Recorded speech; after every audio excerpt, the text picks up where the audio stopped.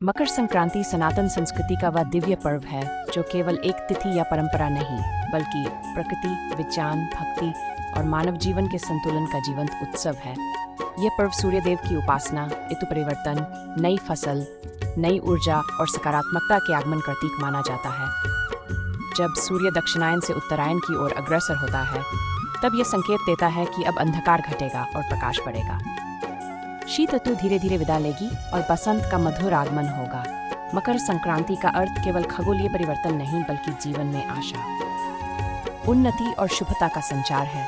सनातन धर्म में सूर्य को आत्मा का कारक और समस्त ऊर्जा का स्रोत माना गया है। इसलिए इस दिन सूर्य देव को अर्घ्य देने, स्नान, दान, जप और तप का विशेष महत्व है। शास्त्रों के अनुसार मकर संक्रांति के प्रारंभिक समय में किया गया दान कई गुना फल प्रदान करता है।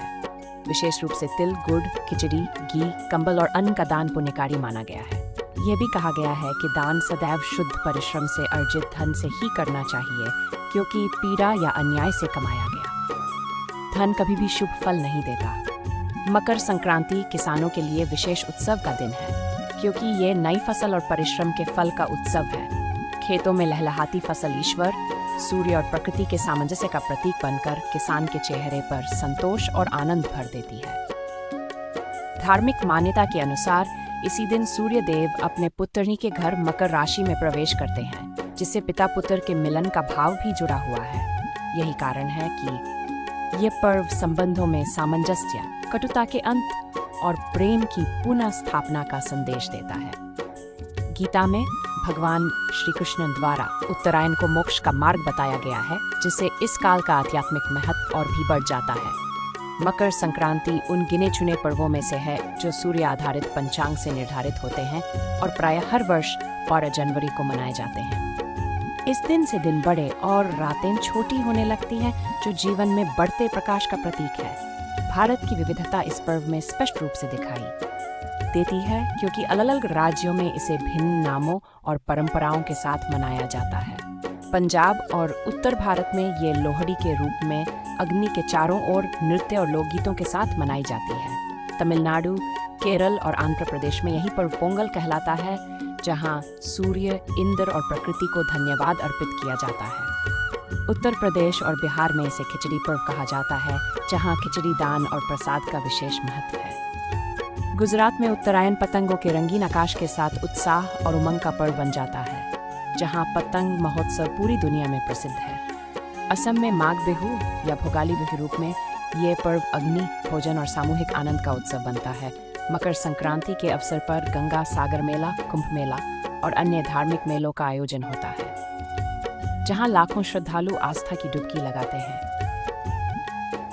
इस दिन पवित्र नदियों में स्नान को आत्मिक शुद्धि और पाप नाश का माध्यम माना गया है। पतंग उड़ाना इस पर्व का प्रतीकात्मक रूप है, जो बताता है कि मनुष्य को भी अपने विचारों और सपनों को आकाश की ऊंचाइयों तक उड़ान देनी चाहिए। तिल और गुड़ की मिठास ये सिखाती है कि जीवन में चाहे कितनी ही कड़वाहट क्यों न हो, मधुरता बनाए रखना ही सच्ची समझदारी है। मकर संक्रांति केवल परंपरा नहीं, बल्कि जीवन दर्शन है, जो हमें परिश्रम, दान, कृतज्ञता, अनुशासन और सकारात्मक सोच की प्रेरणा देता है। ये पर्व हमें याद रख कि जैसे सूर्य अंधकार को पीछे छोड़ आगे बढ़, वैसे ही हमें भी निराशा, भय और नकारात्मकता से ऊपर उठकर उजाले की ओर अग्रसर होना चाहिए। आधुनिक समय में भी मकर संक्रांति का संदेश उतना ही प्रासंगिक है, क्योंकि ये हमें प्रकृति के साथ सामंजस्य, सामाजिक एकता और आत्मिक उन्नति का मार्ग दिखाता है। इस पावन अवसर पर दिल से दी गई शुभकामनाएं संबंधों में नई ऊर्जा भर देती हैं।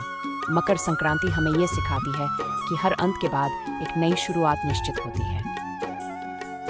सूर्य की किरणों की तरह जीवन में भी आशा और उत्साह का संचार होता रहे। पतंगों की तरह हमारे सपने भी ऊंचाइयों को छुएं। तिल गुड़ की तरह हमारे रिश्तों में मिठास बनी रहे और परिश्रम की फसल हमेशा समृद्धि लाती रहे। मकर संक्रांति हमें यह भी सिखाती है कि जैसे सूर्य बिना भेदभाव के सभी को प्रकाश देता है, वैसे ही मनुष्य को भी अपने जीवन में प्रेम, करुणा और सहयोग का प्रकाश फैलाना चाहिए। ये पर्व केवल अपने लिए सुख मांगने का नहीं, बल्कि दूसरों के जीवन में भी उम्मीद की किरण बनने का संदेश देता है। जब हम किसी जरूरतमंद को दान देते हैं, तो वास्तव में हम उसके साथ साथ अपने मन के अंधकार को भी दूर करते हैं। इस दिन किया गया छोटा सा पुण्य भी बड़े बदलाव की शुरुआत बन सकता है। मकर संक्रांति का सूर्य हमें अनुशासन, निरंतरता और आत्मविश्वास की प्रेरणा देता है, क्योंकि सूर्य प्रतिदिन बिना रुके अपने कर्तव्य का पालन करता है। यही कारण है कि ये पर्व कर्मियों का प्रतीक भी माना जाता है। जब किसान अपनी फसल काटता है तो उसे अपने परिश्रम पर गर्व होता है। यही भाव हमें अपने जीवन में ईमानदार मेहनत के लिए प्रेरित करता है।